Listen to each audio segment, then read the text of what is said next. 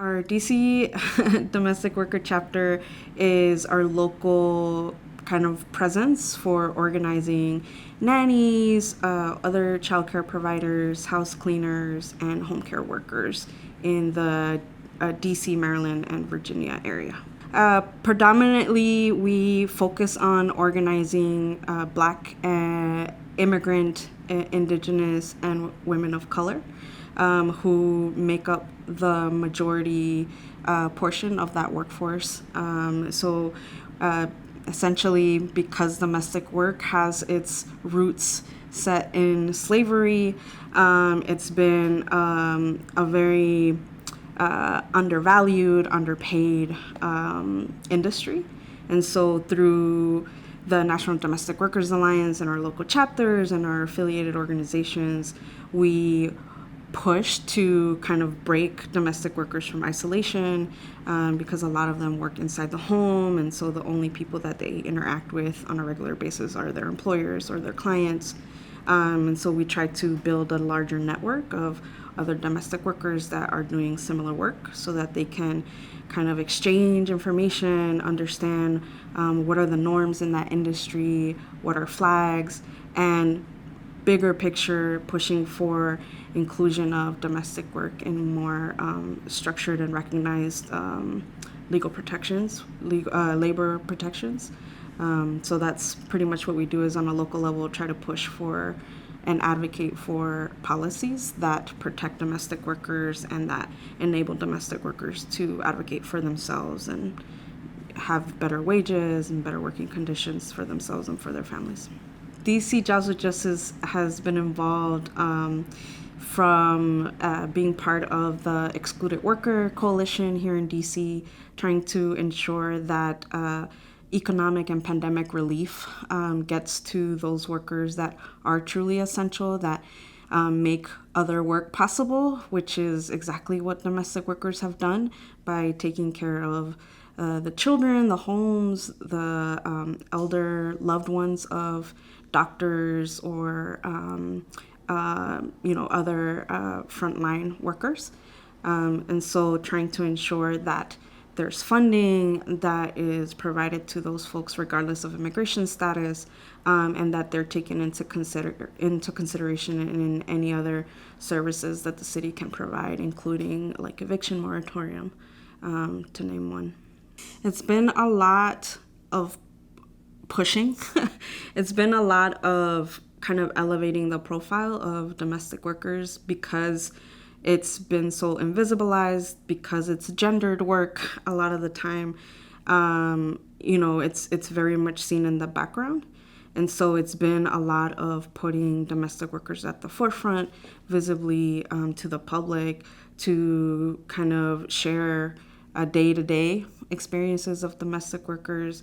It's been creating safe spaces for domestic workers to tell their stories, especially in cases where they're survivors of human trafficking or sexual harassment or sexual assault, which is very common in the industry. And so it's been a lot of kind of creating openings for workers to be able to tell their stories and advocate for themselves, and for us making the connections of how all these pieces fit together, and why it's so important for our overall economy and society that domestic workers be seen as valuable and not just morally but economically as well for the overall process of recovering from this pandemic.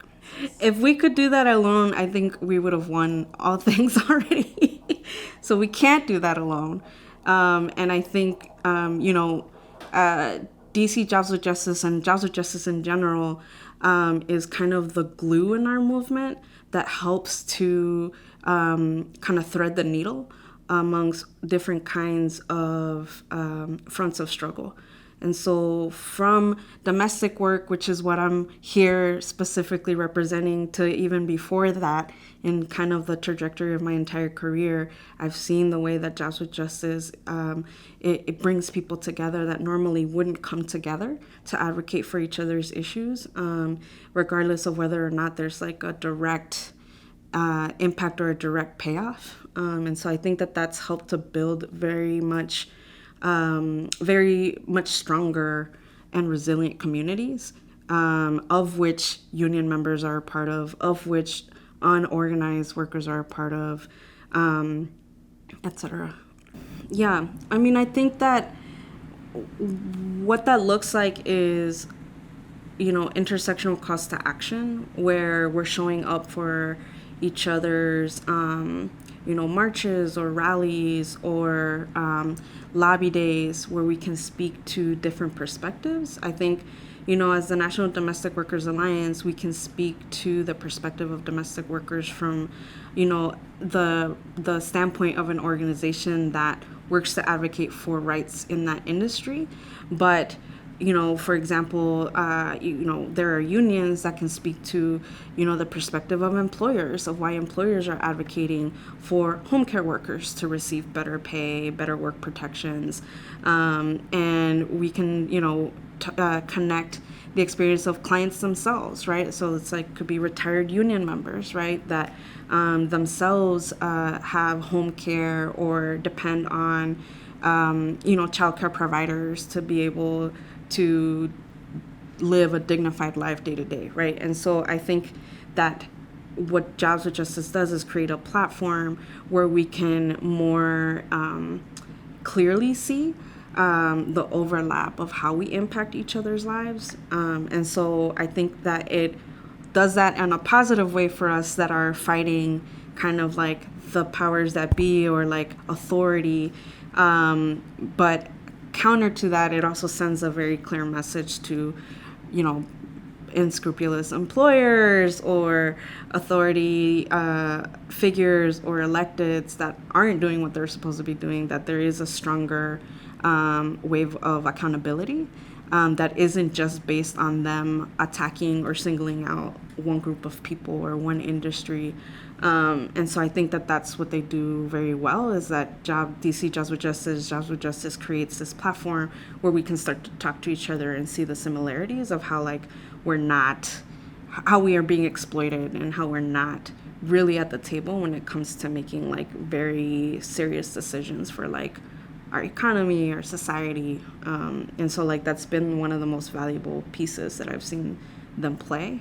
I think for NDWA, especially in DC, because we battle that double, like we have to fight for visibility within like our local city council, but we also have to fight for visibility on the national stage, which gets drowned out because, DC is then made synonymous with, like Beltway politics. And so I think DC Jobs with Justice even more so kind of provides the ability to like raise that even the profile of our issues even further than we could on our own locally. Yeah, I think that one clear example during the pandemic when DC Jobs with Justice was able to bring multiple different groupings of people together to have a stronger voice was in the fight to include excluded workers in the DC Relief Fund. That was meant to provide financial support to folks that were negatively impacted by the pandemic. So folks that weren't able to work as much and couldn't make ends meet would have access to local funding explicitly because they were excluded from federal funding, right, from the stimulus resources. And so I think, DC Jobs with Justice brought folks together to march on Muriel Bowser's house, to march on, Phil Mendelssohn's house, and other key council members that had essentially, the livelihoods of,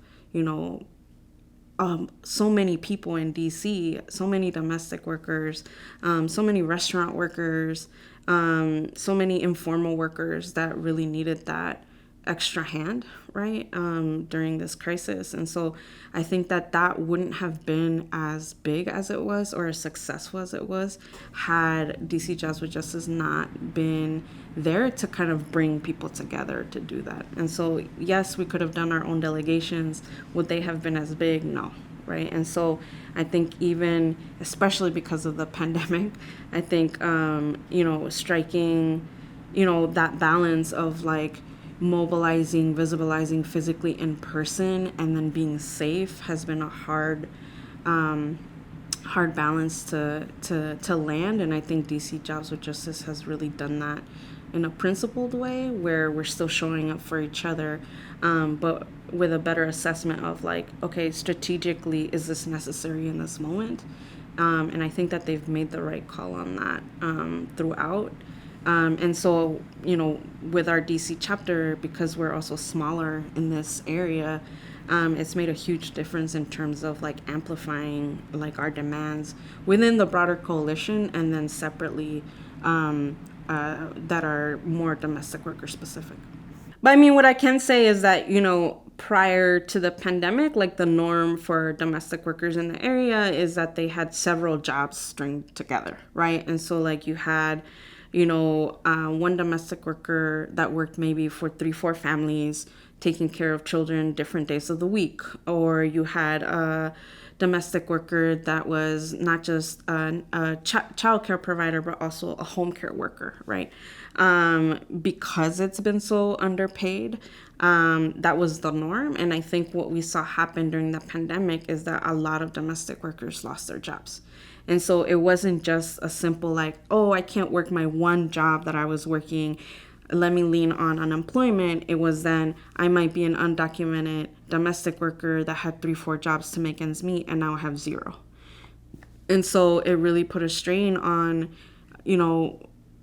the heads of households that were used to being able to count on multiple different, streams of revenue, to being completely cut off. And not just locally, but also we're talking about folks that help to sustain economies in their countries, right? So like with remittances that are sending money to their families back home, also another kind of source of revenue that's been cut off to very like, that are very needed, right? And so, aside from, coming together as a community and leaning on mutual aid efforts, I think there was kind of this light bulb moment of like, this is what we mean by, we don't have a seat at the table, right? Like, this is what we mean by the economy is rigged against us. And like, now comes the part where we like have a real opportunity and moment to change that, by telling your stories, by talking about how like the norm that existed before the pandemic wasn't actually normal, and we have an opportunity to change that now. Like, what do we need, right? Like, what do we need to live, with dignity and respect on a day-to-day. And so it's been a lot of that. It's been a lot of kind of consciousness raising and like politicizing of our domestic worker base, but of the public as well, especially now that even the industry itself in many ways is changing, right? Like, childcare providers aren't just childcare providers now, right? Like, a lot of them are now, virtual school supervisors, where they're helping to ensure that kids are going, paying attention, or like on their computers, attending school on a daily basis, but not getting paid more for that, right? And so I think like it's all changing, both the industry and just workers recognizing that they need more. And so I think that that's part of what we're doing now, is kind of doing continuing to do our consultative process of, gauging, what's it like for domestic workers in this moment? How has that changed from before? What do they need now? And like, who is vested in making that happen, right? And a lot of that is already built into our movement, and here in DC built into all the different organizations that are represented within DC Jobs with Justice. I think it's a better economy for us in the vision of the National Domestic Workers Alliance is that all domestic workers are able to work with dignity and respect, which means that they're able to earn wages that are family sustaining, right? Which means they don't need to string together 4 or 5 jobs that makes it so that they can't be physically with their families. Instead, they're having to take care of others' families, right? It means that they have protections at work, both physically and job security. So we have domestic workers that maybe have done the kind of work that they do for like decades, right? Like, and in the end aren't able to retire, right? Because they don't have that safety net. And so it's like, how do, it means creating a safety net for domestic workers. It also means really visibilizing like the history of domestic work so that we're able to better uplift, right? Like regulations in the industry, especially when it comes to kind of the inclusion of domestic work within the National Labors Act. And so like, I think that's the struggle, right? Of like trying to really bring domestic work up to par with, other industries that do benefit from certain level of protections within the law, and then going beyond that, because we know that even those industries are industries where workers are exploited, right? So I think it also means creating a strong enough movement where that's less possible. I mean, I think, the most recent example that I can give of DC Jobs with Justice playing the role of kind of bringing different groups of workers and organizations into intersectional fights has been the Excluded Worker Fund fight. But I think even before that, I started with DC Jobs with Justice when I was like fresh out of college, basically hired on to help support the Verizon contract negotiations, right? So kind of helping CWA locals, develop their action plans for how they were going to put pressure on Verizon to, not erode benefits that they had, won in the past, and to really improve conditions that were negatively impacting workers in the moment, right? And so anywhere from like dressing up as a Verizon cell phone to, chasing down, Verizon board members, or, interrupting, stakeholder meetings. Like, I think, all of it meant to kind of disrupt business as usual. I think like that's kind of like the like manifestation of what DC Jobs with Justice is like, we're going to interrupt business as usual until, workers' voices are heard, until, the system is changed so that it's benefiting more, a majority of the people versus less. And I think that that's been true about every single campaign that DC Jobs with Justice has either been a part of or has led. And even the ones we've lost, I was also part of kind of a push for the Large Retail Accountability Act when, Walmart was coming into DC, and it was painful and we lost that fight.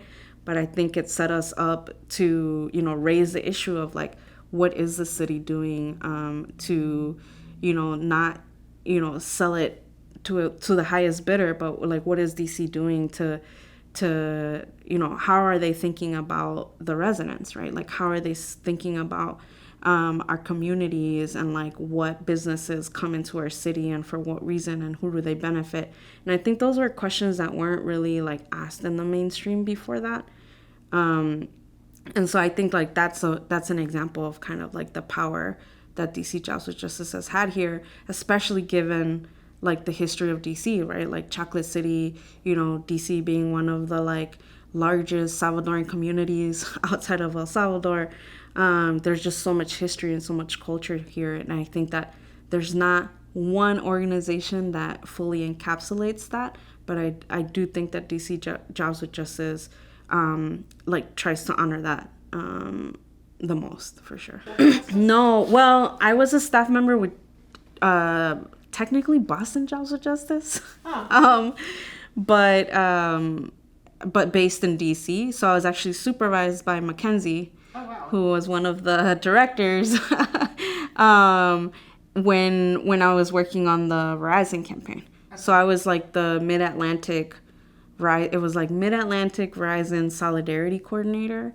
And so I was working with their Mid-Atlantic chapters to help do days of action around Verizon. If you believe that all workers, despite race, despite immigration status,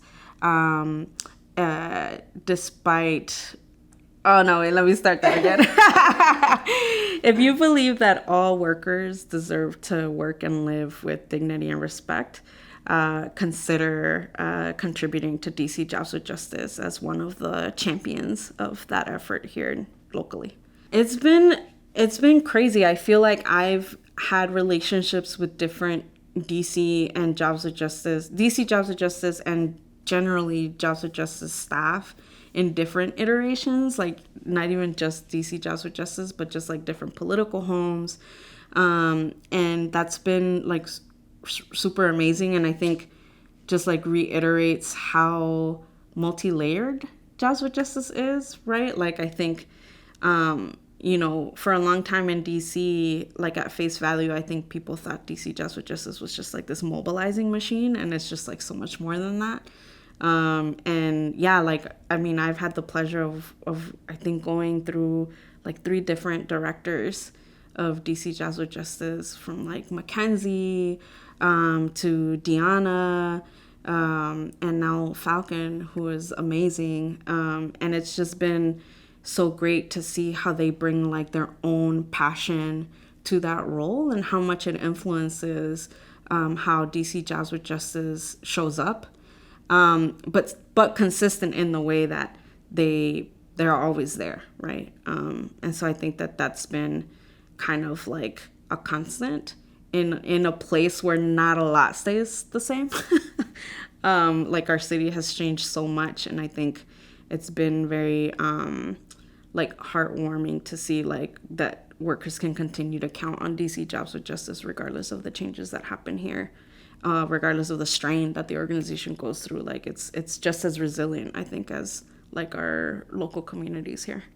Yeah, my mom came to DC in the 80s. Like she was a refugee of war from El Salvador, and like she remembers like, like DC Jobs with Justice. Like, I mean, not from explicitly then, but just like of being a community activist. Like she knew Jobs with Justice before I did, right? Like, and so like that I think does speak to, she's a much older generation of just like how, but knows DC Jobs with Justice, knows Jobs with Justice, and like, I mean, I'm not like a new generation, but like I know DC Jobs with Justice, and I think like it's for families that have lived in DC for a long time. That's true about that. Like you have multi-generational families that know DC Jobs with Justice in one way or another. Like either because they know that they're the reason that they're able to get XYZ services, or because they went to their first march and that was through DC Jobs with Justice. And so like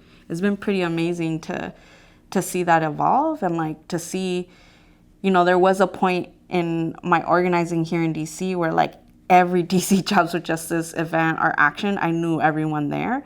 And I can't say that anymore. Like it's all new people, and that's like super exciting, especially when there's less and less people that are from here, right? And so it's like you find people that then like care just as much about DC in a way that you don't think outsiders are capable of caring about DC. And I think DC Jobs with Justice kind of like inspires that in people. And so like I think that's why I have like a special heart for, a special place in my heart for DC Jobs with Justice.